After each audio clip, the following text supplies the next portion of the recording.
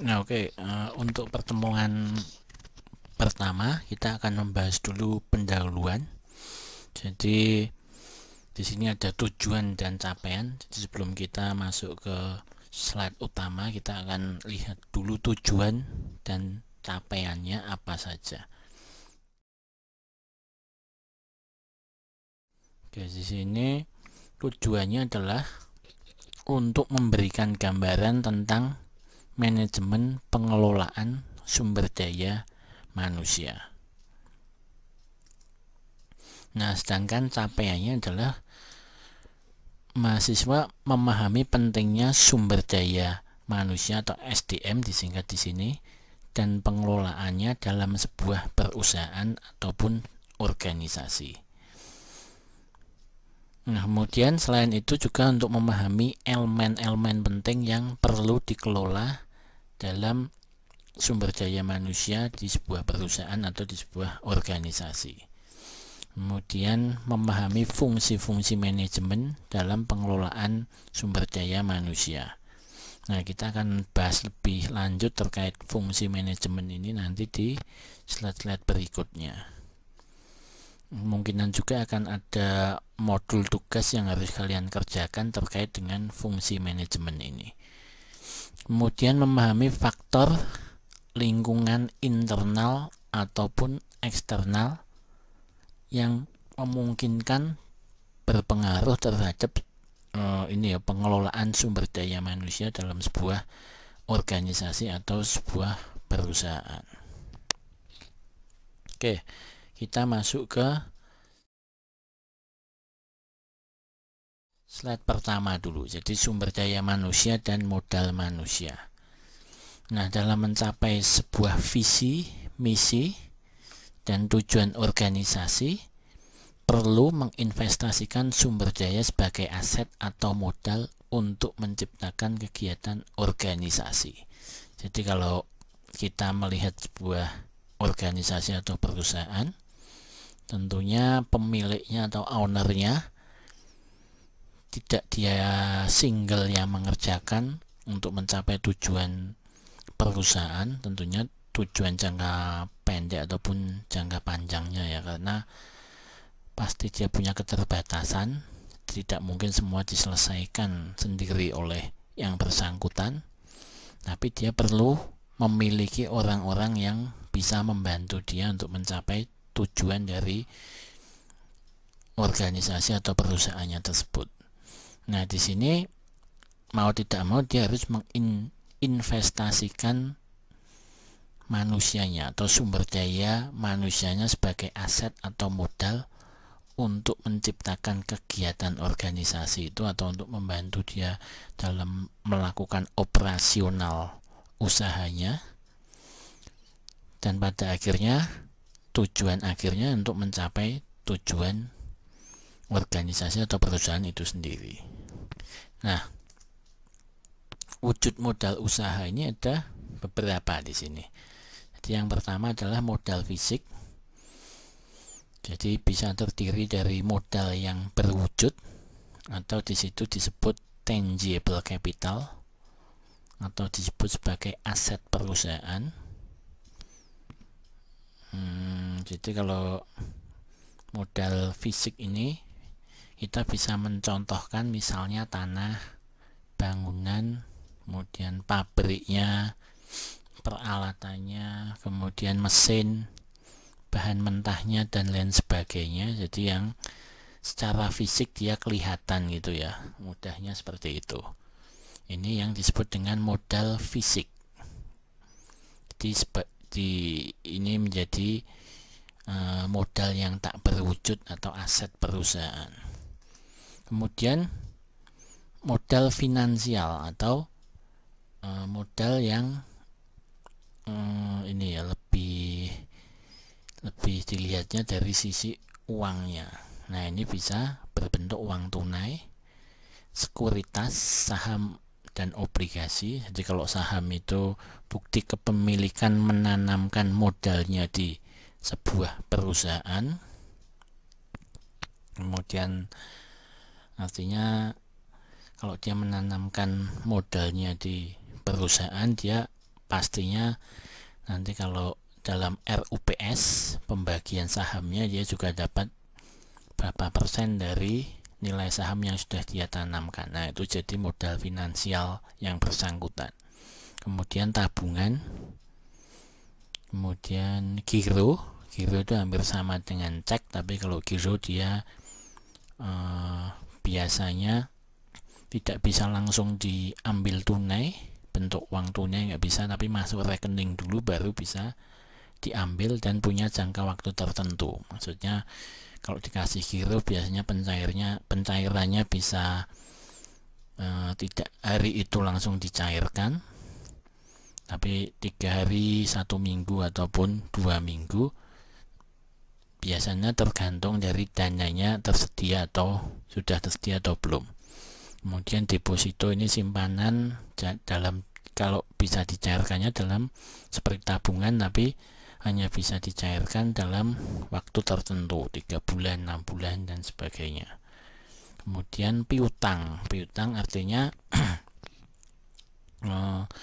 orang yang hutang kepada kita, artinya kita punya piutang terhadap orang tersebut. Jadi kalau kita tagih, ya kita bisa memperoleh modal finansial, tambahan modal finansial. Nah, kalau obligasi tadi surat hutang ya, surat tanda seseorang berhutang pada kita.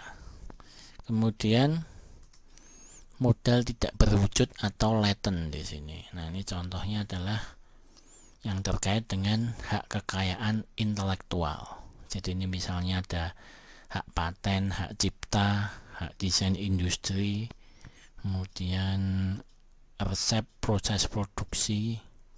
Nah, kalau yang terkait dengan hak kekayaan intelektual ini biasanya diperoleh dari ide, kemudian dari ide dia realisasikan dalam bentuk inovasi. Nah, setelah inovasinya jadi dia daftarkan ke Dirjen Haki. Nah, dari situ setelah dia dapat hak patennya atau hak ciptanya atau hak yang lainnya ya, dia bisa mempunyai kendali penuh atas ciptaannya tersebut. Nah, orang yang mau bekerja sama dengan dia ya harus biasanya melakukan kesepakatan. Jadi yang punya hak paten dapat fee atau royalti berapa, nah itu biasanya akan dibicarakan antara kedua belah pihak. Nah, yang selain hak kekayaan intelektual tadi ada loyalitas pelanggan, jadi kesetiaan pelanggan. Jadi kalau pelanggannya setia membeli produk kita, selalu membeli produk kita dan setia, artinya kita mendapat support profit dari loyalitas pelanggan ini. Kemudian selain itu adanya budaya organisasi. Jadi semakin baik budaya organisasi, otomatis itu menjadi modal yang tidak berwujud. Dan di dalam penelitian semakin budaya organisasinya baik, itu dapat mendukung kinerja sebuah organisasi atau perusahaan. Jadi misalnya disiplin, jadi semakin banyak orang yang disiplin, budaya organisasi terkait disiplin itu baik di sebuah perusahaan, otomatis membantu perusahaan itu untuk lebih berkembang atau maju. Itu contohnya. Kemudian adanya iklim organisasi. Nah, ini yang terkait dengan peraturan, regulasi, kebijakan dan lain sebagainya. Kemudian sistem manajemen dalam sebuah perusahaan itu juga perlu diperhatikan. Itu menjadi modal yang tidak berwujud. Jadi semakin baik sistemnya ya semakin baik kinerja dari perusahaan atau organisasi tersebut.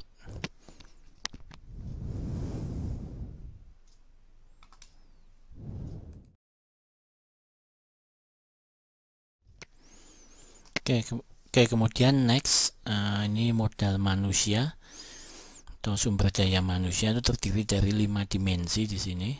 Yang pertama adalah fisik manusia, kita lihat dulu satu-satu ya.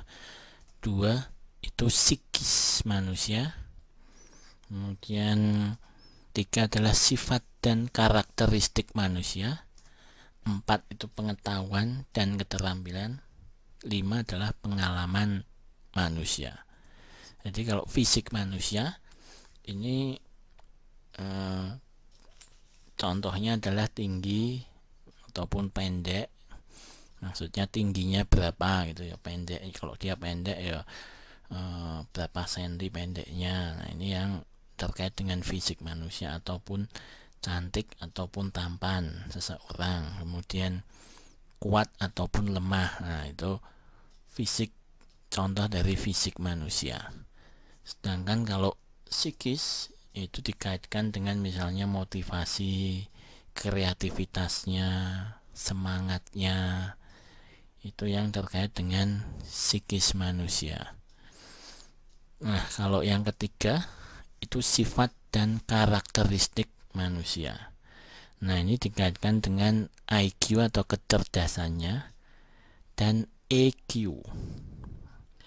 Nah, misalnya kalau EQ itu misalnya apakah ketika dia menghadapi tantangan, apakah dia mudah putus asa atau tidak, daya juangnya seperti apa. Nah, itu yang dikaitkan dengan EQ. Sedangkan kalau IQ nanti ya I sama E ya. Kalau I itu lebih ke kecerdasannya. Kemudian yang keempat adalah pengetahuan dan keterampilan. Di pengetahuan ini adalah misalnya dia pendidikannya tinggi atau rendah. Nah, pendidikan di sini maksud tinggi atau rendah itu misalnya dia lulusan SD, SMP, SMA, S1, S2, S3. Nah, itu yang dikaitkan dengan pengetahuan. Sedangkan keterampilan itu dikaitkan dengan keahlian seseorang. Di bagaimana prakteknya. Kalau teori dia menguasai, kalau dari sisi keahlian apakah dia juga mampu. Nah, itu yang dikaitkan dengan keterampilan. Kemudian kalau yang 5 adalah pengalaman manusia. Nah, ini bisa yang berhubungan langsung ataupun tidak langsung dengan perusahaan atau organisasi yang terkait. Jadi misalnya perusahaan mencari tenaga kerja atau mencari orang yang berpengalaman dalam penjualan atau sales. Nah, dia bisa mencari salesman yang sebelumnya punya pengalaman. Nah, ini contohnya yang berhubungan langsung. Jadi dari situ dia langsung bisa merekrutnya, kemudian diminta untuk bekerja. Nah, bisa saja seperti itu yang berhubungan langsung. Nah, itu modal manusia yang terdiri dari 5 dimensi ini. Kemudian naik di sini, manajer yang berhasil adalah mereka yang mampu melihat sumber daya manusia sebagai aset yang harus dikelola sesuai dengan kebutuhan bisnisnya. Jadi ketika ada kalian menjadi manajer, nah kalau kalian mau berhasil ya kalian harus melihat SDM itu sebagai aset atau modal yang harus dikelola. Dikelola artinya mereka mau diarahkan gitu ya. Mereka bisa dikelola, bisa diarahkan sesuai dengan kebutuhan bisnis atau sesuai dengan tujuan perusahaan atau sebuah organisasi. Jadi kalau sepintar apapun dia, keahliannya juga bagus, tapi kalau dia juga tidak bisa dikelola juga susah juga untuk istilahnya mengarahkan dia untuk mencapai tujuan perusahaan. Kemudian tidak hanya orangnya saja yang bisa dikelola, sumber daya manusianya yang saja yang bisa dikelola, tapi di sisi lain dari sisi pengelolanya atau manajernya mungkin ya, dia harus bisa memadukan ini. Jadi bisa memadukan berbagai pengetahuan, keterampilan atau keahlian yang dimiliki oleh para anggotanya atau para sumber daya manusia yang sudah direkrutnya, sehingga mencapai keunggulan kompetitif, dan tujuan organisasi tercapai. Nah, jadi kenapa harus bisa memadukan ya? Karena kita ketahui tadi kalau kita melihat slide-slide sebelumnya, aset manusia itu kan punya fisik, psikis, sifat, karakter, pengetahuan yang berbeda-beda. Jadi setiap bagian punya, setiap orang yang ada dalam bagian atau di dalam ini ya, unit-unit dalam sebuah perusahaan pasti punya fisik yang berbeda, kemudian psikis yang berbeda, karakter yang berbeda, pengetahuan yang berbeda. Nah, ini seorang manajer yang mengelola SDM, ya dia harus pandai bisa menyatukan atau memadukan perbedaan-perbedaan itu untuk menjadi kekuatan perusahaan atau kekuatan sebuah organisasi untuk mencapai tujuannya. Karena kalau dia nggak bisa memadukan atau menyatukan hal-hal tersebut, ya otomatis kerjasamanya tidak akan menjadi baik, dan pasti tujuan organisasinya akan terhambat atau tidak bisa tercapai dengan lebih baik. Nah, itu logikanya kenapa seorang manajer atau yang mengelola perusahaan harus mampu memadukan sumber daya manusia yang dimilikinya.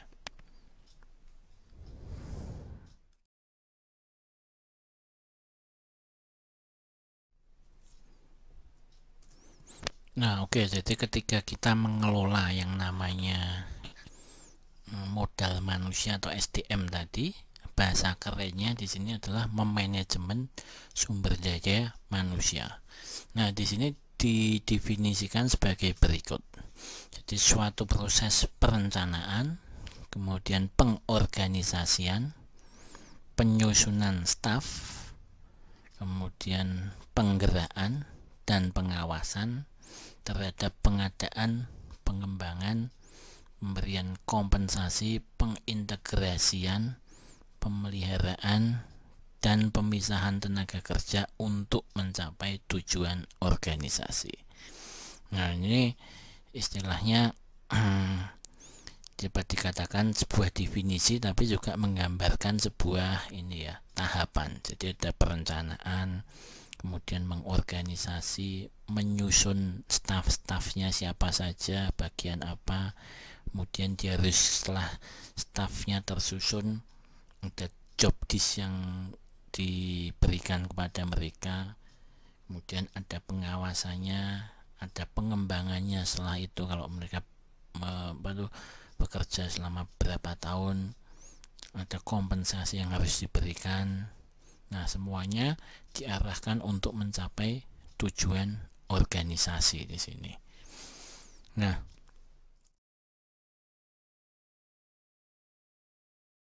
kalau kita melihat fungsi-fungsi manajemen sumber daya manusia ini, yang pertama adalah proses pengadaan sumber daya manusia. Nah, ini meliputi yang pertama adalah melakukan analisis pekerjaan. Jadi kalau kita memikirkannya, frame-nya adalah kita memikirkan sebuah organisasi atau perusahaan yang membutuhkan tenaga kerja, ya kita lakukan analisis dulu pekerjaannya.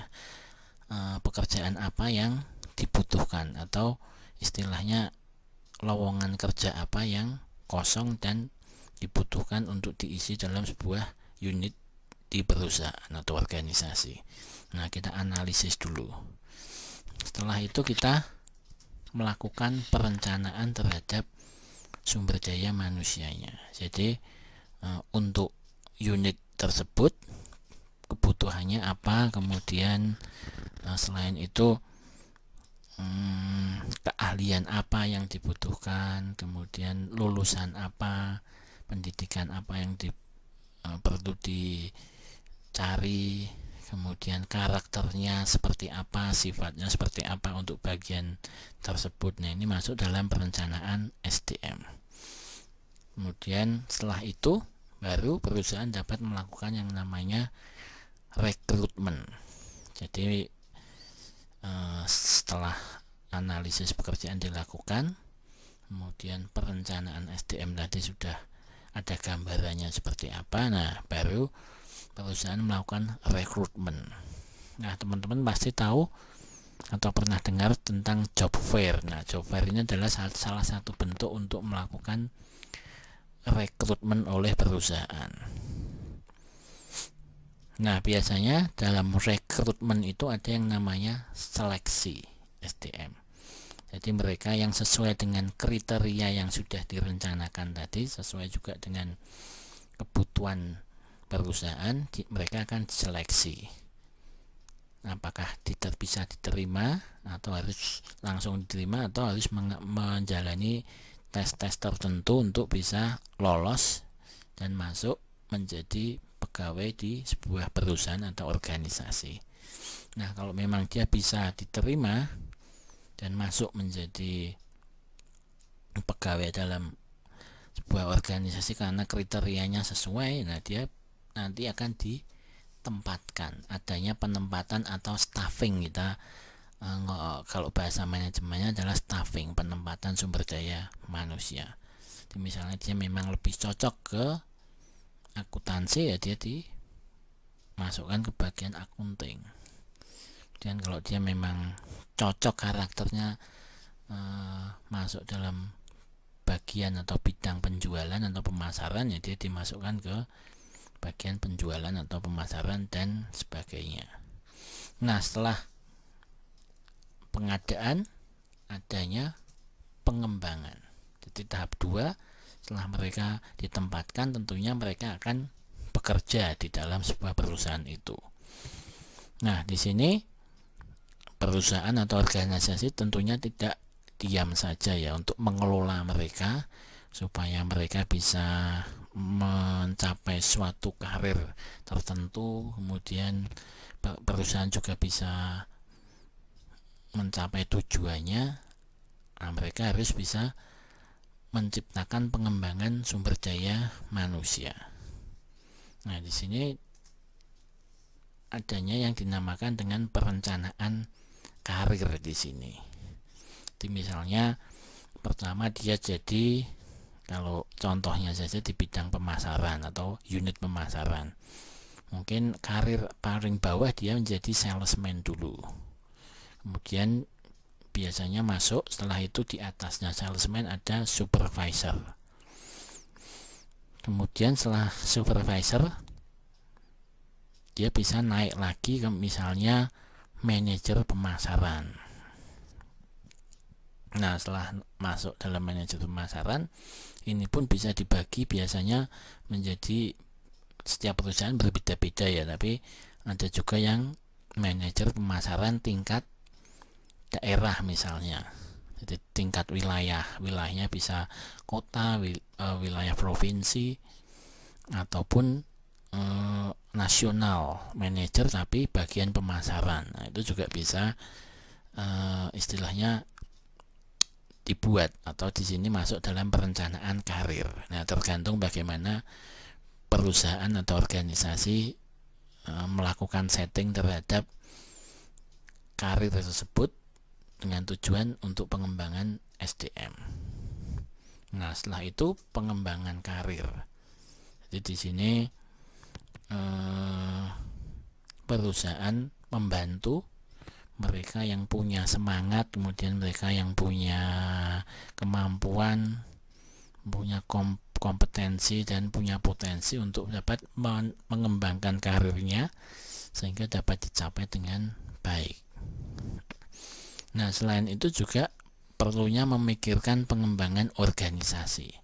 Nah, ini maksudnya adalah apakah diperlukan sebuah organisasi dia membuka cabang, atau perusahaan itu yang membuka cabang atau membuka unit baru. Nah, karena ini punya pengaruh terhadap karir seseorang. Di contohnya misalnya, kalau kalian tahu ini ya, perusahaan Astra kita mengenalnya tidak hanya sebagai usaha atau perusahaan perakitan mobil saja, tapi dia punya perusahaan spare part misalnya. Kemudian dia membuka unit bisnis lain seperti bisnis di kelapa sawit dengan Astra Agro Lestarinya, atau dia juga punya perusahaan aki sendiri.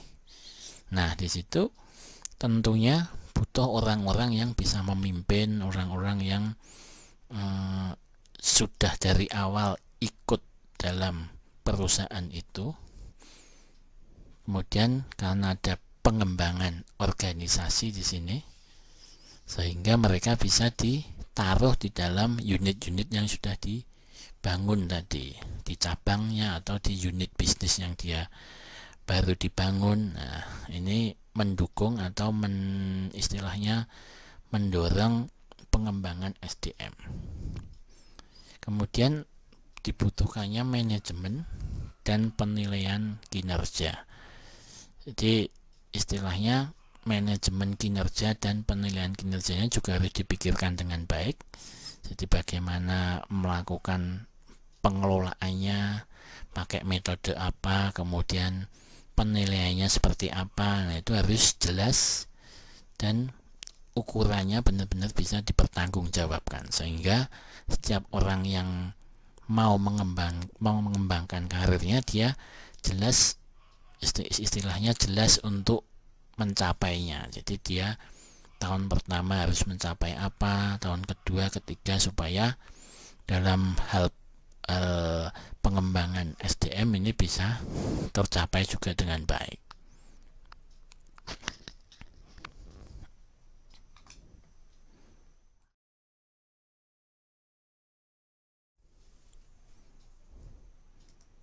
Nah, selain itu perusahaan juga perlu memikirkan yang namanya pemberian kompensasi di sini. Jadi ada kompensasi finansial dan kompensasi non finansial. Jadi finansial itu yang bentuknya uang atau kenaikan gaji gitu ya. Tapi kalau kompensasi non finansial itu bentuknya penghargaan, kemudian pujian dan lain sebagainya, atau promosi, kenaikan jabatan, atau ya itu yang sifatnya non finansial ya, di luar nilai uang, tapi lebih banyak ke tadi contohnya. Jadi misalnya kenaikan jabatan, promosi, kemudian pujian dari atasan, penghargaan yang diberikan. Nah, itu bisa memotivasi dia secara psikis untuk lebih semangat dalam bekerja. Kemudian adanya pengintegrasian. Nah, ini meliputi motivasi kerja, kemudian kepuasan kerja. Nah, kepuasan kerja ini nanti kita lihat penjelasannya di piramida Maslow. Kemudian kepemimpinan. Jadi pengintegrasian ini istilahnya menyatukan ya, atau mengarahkan ke tujuan yang sama. Jadi dari motivasi, kemudian kepuasan kerja, kepemimpinan, nah itu harus diintegrasikan ke tujuan organisasi yang diinginkan. Nah, selain itu pemeliharaan SDM juga harus dipikirkan di sini. Nah, ini yang dikaitkan dengan pemeliharaan SDM itu meliputi komunikasi kerja. Jadi komunikasi dalam bekerja juga harus dipikirkan supaya tidak terjadi misunderstanding atau kesalahpahaman antara unit satu dengan unit yang lain, atau bagian satu dengan bagian lain, ataupun person ya, orang satu dengan orang yang lain. Karena kalau terjadi miscommunication, nah itu bisa berakibat dampaknya konflik misalnya. Nah, konflik ini bisa mengakibatkan orang tersebut atau orang sumber daya manusia yang bekerja di situ merasa tidak nyaman, kemudian mengundurkan diri misalnya. Nah, otomatis kan di sini perusahaan tidak bisa memelihara SDM-nya karena dampak tersebut. Kemudian selain itu adalah keselamatan dan kesehatan kerja juga perlu dipikirkan oleh perusahaan atau organisasi. Karena ketika kita punya sumber daya manusia yang berpotensi, kemudian dia juga sudah lama bekerja, punya pengalaman yang baik, punya keahlian yang langka, ya kita harus menjaga keselamatan dan kesehatan kerjanya. Jangan sampai terjadi sesuatu dan kita kehilangan istilahnya aset kita karena keselamatannya tidak dipikirkan, kesehatannya juga tidak dipikirkan dan berdampak pada misalnya meninggalnya orang tersebut. Nah, itu kan sama dengan hilangnya aset sebuah perusahaan. Nah, next ini kita akan lihat piramida Maslow. Jadi kalau kita lihat seperti ini bentuknya. Jadi yang paling bawah itu adalah fisiologis, kemudian rasa aman, kemudian sosial, penghargaan, dan aktualisasi diri.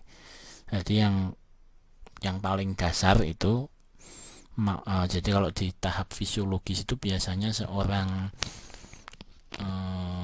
yang awalnya mereka bekerja atau mula-mula mereka bekerja itu masih hanya membutuhkan makanan atau yang penting makan, minum, tidur, dan pakaian. Jadi kebutuhan dasarnya yang penting tercapai, mereka sudah cukup nyaman, sudah cukup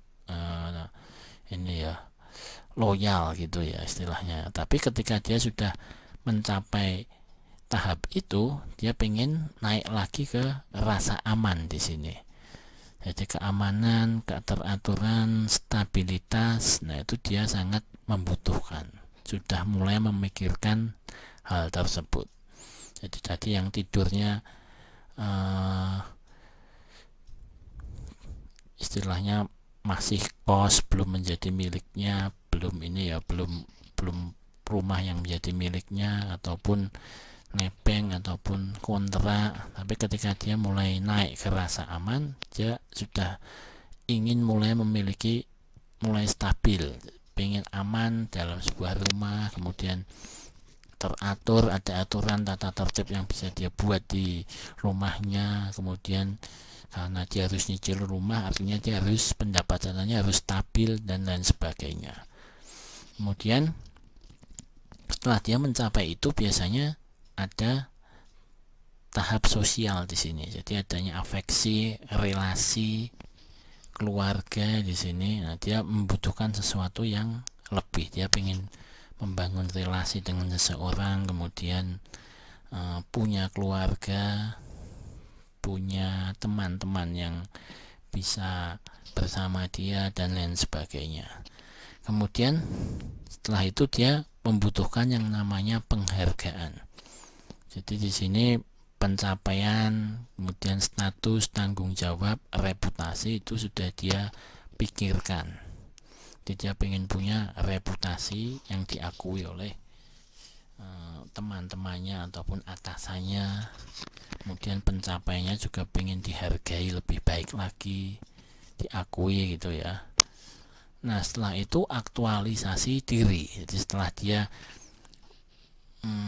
reputasinya diperoleh, pencapaiannya diakui, nah dia mulai ingin melakukan pengembangan terhadap dirinya sendiri. Ideologinya atau pemenuhan ideologi yang dulu sudah dia pikirkan mulai ingin dia penuhi. Jadi misalnya dulu dia tidak berpikir untuk punya usaha sendiri, tapi karena masih di dalam tahap fisiologis memikirkan makanan, minuman, tidur, pakaian, jadi tidak bisa mencapai itu. Tapi setelah dia mulai naik ke tahap aktualisasi diri, nah dia pengen mencoba misalnya usaha sendiri, kemudian ide-idenya yang dulu, ideologinya yang dulu ada, mulai dia mau implementasikan, mau dia terapkan, mau dia wujudkan. Nah, itu yang bisa kita pelajari dari piramida Maslow. Nah, di sini perusahaan juga harus memikirkan. Jadi apakah dalam tingkat fisiologis, rasa aman, sosial, penghargaan, aktualisasi diri, nah ini SDM tersebut apakah sudah merasakan kepuasan kerja. Jadi kalau dia nggak merasa tercapainya kepuasan kerja di level rasa aman ataupun sosial, nah kemungkinan besar dia akan mengalami penurunan atau motivasinya mulai turun, semangatnya mulai turun, dan ditakutkan akan mempengaruhi kinerjanya.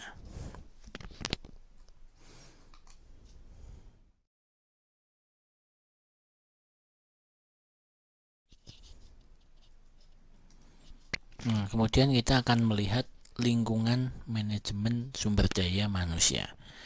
Di sini adalah faktor-faktor di luar organisasi yang dapat mempengaruhi pengelolaan SDM. Nah, ini di antaranya adalah satu, teknologi. Jadi kalau kita ngomong teknologi, kalau tuntutannya teknologi, karena kita tahu teknologi selalu berkembang ya, jadi semakin lama semakin ada update terus, ada pengembangan teknologi. Ya tentunya dari sisi manajemen sumber daya manusia harus memikirkan kalau teknologinya berubah, apakah mereka harus mengikuti atau tidak. Nah, artinya kan manajemen harus memikirkan hal tersebut. Jadi contohnya dulu kerjanya dengan mesin ketik biasa manual, sekarang udah ada komputer, laptop, otomatis perusahaan akan mencari orang-orang yang atau menggunakan orang-orang yang bisa mengoperasikan teknologi seperti komputer, laptop, dan gadget-gadget yang lain, karena memang ada tuntutan ke arah sana gitu ya. Kemudian ekonomi. Jadi ini ekonomi juga berpengaruh terhadap pengelolaan sebuah sumber daya manusia. Jadi kalau ekonomi di sebuah negara mulai memburuk atau mulai mengalami penurunan, otomatis berpengaruh dengan pendapatan sebuah perusahaan. Contohnya di masa krisis gitu ya. Nah tentunya perusahaan tidak bisa memberikan tidak bisa memberikan bonus yang sifatnya finansial, karena ada di masa krisis, penjualannya menurun, kemudian harga-harganya mahal, harga-harga bahan bakunya mahal, sehingga mereka harus saving uang untuk memperkuat kondisi operasional perusahaan mereka. Nah, tetapi mereka bisa menggunakan modal non finansial mereka, atau mereka bisa menggunakan hal-hal yang sifatnya non finansial untuk mengelola SDM-nya. Jadi misalnya pujian, kemudian penghargaan, kenaikan pangkat seperti yang tadi sudah saya sempat bahas di slide-slide sebelumnya. Jadi sifatnya nggak berupa uang tapi non finansial seperti itu, supaya motivasinya bisa tetap terjaga dengan baik. Motivasi kerja maksudnya di sini. Kemudian politik dan hukum. Nah, ini regulasi, aturan-aturan yang ada dalam sebuah negara pasti punya pengaruh terhadap pengelolaan SDM juga di sebuah perusahaan tersebut.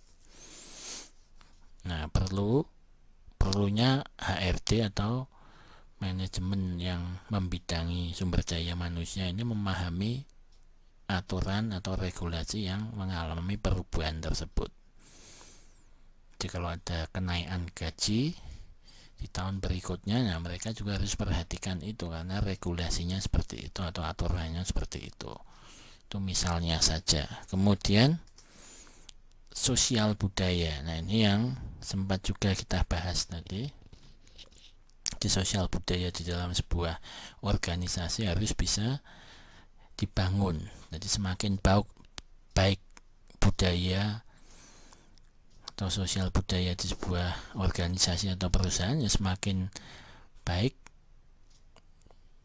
ketika kita melakukan pengelolaan sumber daya manusia dalam sebuah organisasi tersebut. Jadi contohnya tadi disiplin tadi ya, kalau kita bisa bentuk disiplinnya menjadi lebih baik, maka pengelolaannya kan lebih mudah atau lebih enak dibanding ketika budaya disiplinnya kurang baik, ya pengelolaannya juga akan semakin susah untuk menjalankan aturan, atau pengelolaan SDM-nya juga akan semakin berat karena harus memperbaiki disiplinnya dulu.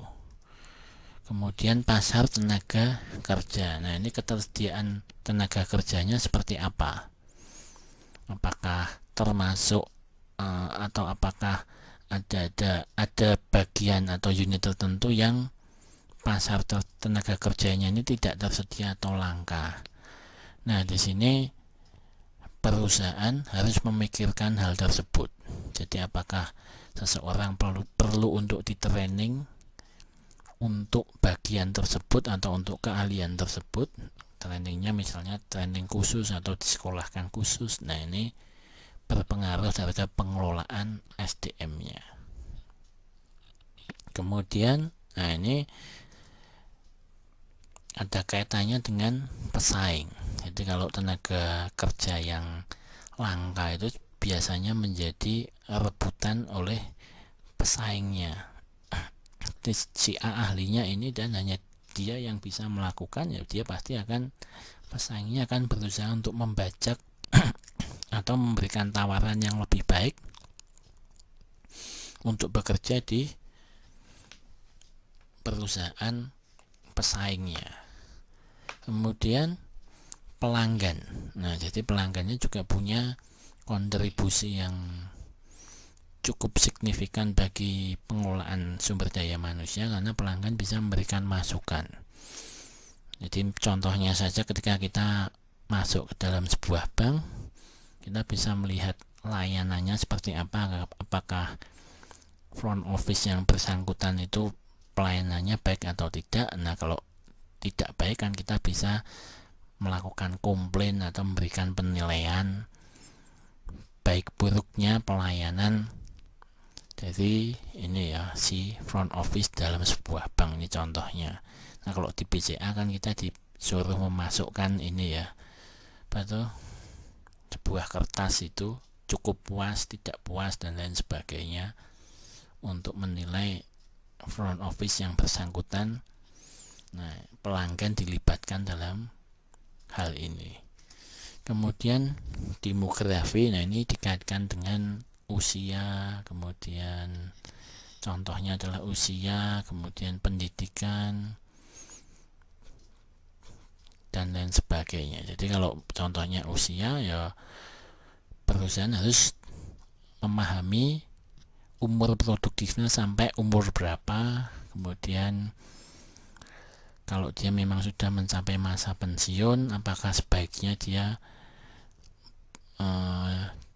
diminta untuk pensiun atau ada penggantinya untuk menggantikan yang bersangkutan. Nah, di sini dibutuhkan pengelolaan yang cukup cermat oleh bagian SDM. Kemudian pemilik perusahaan. Nah, ini tentunya juga punya kontribusi melalui ini ya, masukan-masukan dari yang bersangkutan, karena dia tentunya seorang pemilik perusahaan, ya tentu pengen perusahaannya lebih baik, lebih maju. Nah, pastinya dia punya ide-ide, kemudian punya masukan-masukan yang berpengaruh terhadap kinerja sebuah perusahaan, dan tentunya juga punya pengaruh terhadap pengelolaan sumber daya manusia itu sendiri. Kemudian serikat pekerja ini juga punya pengaruh dalam pengelolaan sumber daya manusia. Jadi ketika mereka tidak setuju dengan aturan perusahaan ataupun regulasi yang dikeluarkan atau kebijakan yang dikeluarkan oleh pemerintah, nah mereka pasti biasanya akan melakukan keberatan atau protes yang diwakili oleh ini ya, wakil dari serikat pekerja itu sendiri. Nah, tentunya pihak perusahaan atau wakil perusahaan harus melakukan kesepakatan atau melakukan perundingan dulu dengan serikat pekerja supaya sama-sama memperoleh solusi atau win-win solution, supaya ketika nanti melanjutkan usahanya atau melanjutkan operasionalnya tidak terganggu atau tidak terhambat, karena mereka takutkan mereka merasa tidak nyaman dengan keputusan yang ada. Nah, kalau semuanya kedua belah pihak sama-sama melakukan kesepakatan atau membicarakan, mendiskusikan sebuah kesepakatan, nah ini kan dapat menolong pengelolaan sumber daya manusia supaya menjadi lebih baik lagi. Oke, kemudian kita akan lanjut ke slide berikutnya.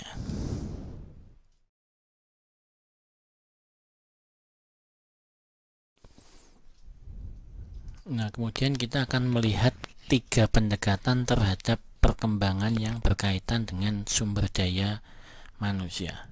Jadi ada pendekatan mekanis di sini. Pendekatan ini adalah pendekatan di mana menggantikan tenaga manusia dengan teknologi, misalnya mesin ataupun robot di sini. Jadi tadinya yang ini ya handmade, produknya menggunakan handmade atau menggunakan tangan manusia atau manual secara ini ya, punya ahli untuk membuatnya. Sekarang digantikan dengan mesin ataupun robot. Ini pendekatan mekanis. Nah, ini punya dampak atau punya masalah yang bisa ditimbulkan di sini. Nah, salah satunya adalah pengangguran teknologis. Nah, jadi ketika sumber daya manusia tadi digantikan dengan mesin atau robot, nah maka akan terjadi yang namanya pengangguran teknologis. Itu pengangguran yang ditimbulkan karena adanya penggantian atau pengalihan dari tenaga manusia ke teknologi tadi. Jadi banyak yang di PHK karena sudah bisa digantikan dengan mesin ataupun robot di sini. Kemudian adanya atau di sini masalah yang terjadi yang kedua adalah jaminan pendapatan pekerjanya mulai tidak stabil lagi. Jadi ketika tadinya pakai tenaga manusia, dia bisa lembur, dia bisa dapat uang lebih banyak dari lemburnya misalnya. Ketika digantikan dengan mesin, dia sudah tidak punya kesempatan untuk memperoleh pendapatan yang lebih, sehingga jaminan pendapatannya menjadi menurun, tidak stabil. Nah, tentunya ini bisa mempengaruhi personal dari sumber daya manusia tersebut. Ini dikaitkan dengan apakah nanti kebutuhannya bisa tercapai, kemudian motivasinya, semangat bekerjanya bisa menurun dan sebagainya. Kemudian serikat buruh. Nah, ini dimungkinkan timbulnya konflik karena digantikannya tenaga manusia dengan mesin atau robot di sini. Nah, tentu mereka banyak yang tidak setuju, atau mereka biasanya akan melakukan menuntut kesepakatan dulu. Nah, kalau nggak setuju, tidak terjadi kesepakatan, nah mereka bisa melakukan demo. Nah, ini bisa menjadi masalah tertentu bagi perusahaan tersebut. Kemudian menurunnya kebanggaan dalam bekerja. Jadi yang tadinya produknya dibuat oleh tangan manusia atau tangan orang atau sumber daya manusia tersebut, nah sekarang sudah dikerjakan oleh mesin atau robot, sehingga dia merasa tidak punya kebanggaan lagi karena hasil kerjanya sudah bisa disamakan dengan ini ya, mesin ya. Nah, kebanggaannya mulai menurun, sudah tidak punya tidak merasa bangga itu buatannya sendiri, tapi buatannya mungkin bisa dicampur dengan mesin. Jadi tidak semua, misalnya orang sumber daya manusianya di PHK, tapi ada sebagian yang masih bekerja untuk handmade-nya.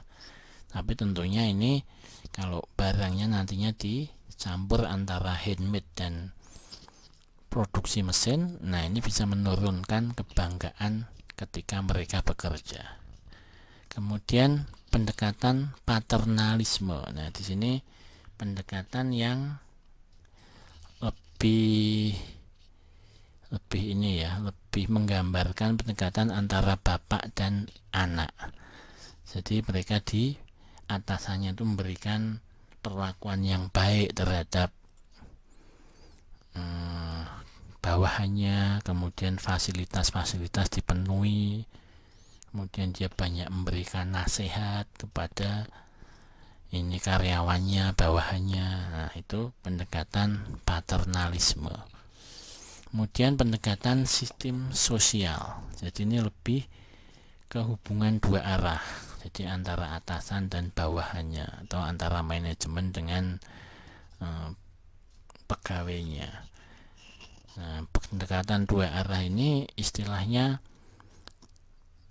tujuannya untuk supaya antara kedua belah pihak ada saling pengertian. Jadi yang satu pengennya A, nah dia bisa share kepada pihak manajemen atau pihak perusahaan. Kemudian perusahaan juga pengennya B, nah dia bisa share kepada ini pegawainya gitu ya. Nah, dari share yang sudah atau komunikasi dua arah ini nanti istilahnya diharapkan bisa ada saling pengertian antara kedua belah pihak. Jadi ada koreksi dua arah atau hubungan dua arah yang saling menguntungkan nantinya. Nah, dari penjelasan saya, nah cukup sekian dulu untuk pendahuluan kita hari ini. Nah, teman-teman yang mungkin belum paham, kalian bisa WA saya untuk memperoleh penjelasan yang lebih detail lagi ya. Untuk saat ini kita akhiri dulu pertemuan kita hari ini, kita lanjutkan dengan pembahasan berikutnya. Terima kasih.